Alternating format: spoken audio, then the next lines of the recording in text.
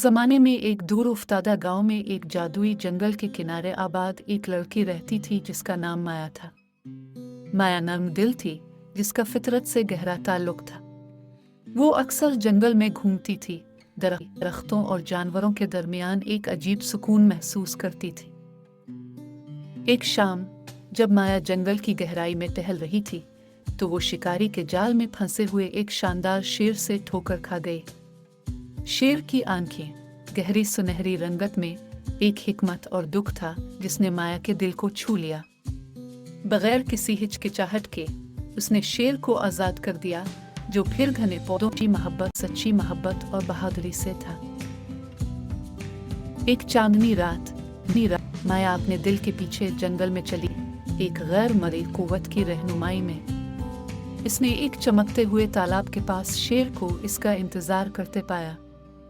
शेर बोला, माया, तेरी मेहरबानी ने मेरा दिल आज़ाद कर दिया है, लेकिन सिर्फ तेरी मोहब्बत ही मेरी इंसानी शक्ल को बहाल कर सकती है।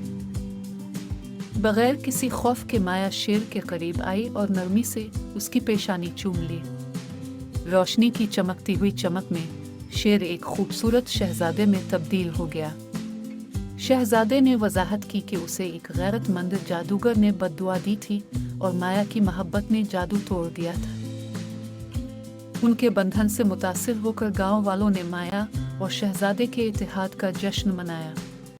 उनकी शादी जंगल के साइबान के नीचे की गई, जिसमें जानवर और दरख्त उनके गवाह थे।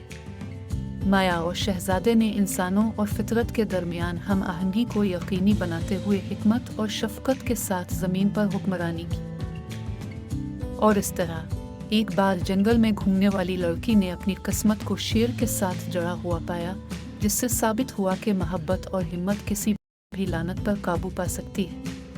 वो खुशी खुशी जिंदगी बसर करते रहे। इनकी कहानी एक लेजेंड बनकर आने वाली नस्लों के लिए गांव वालों के दरमियान सरगोशी करती रही।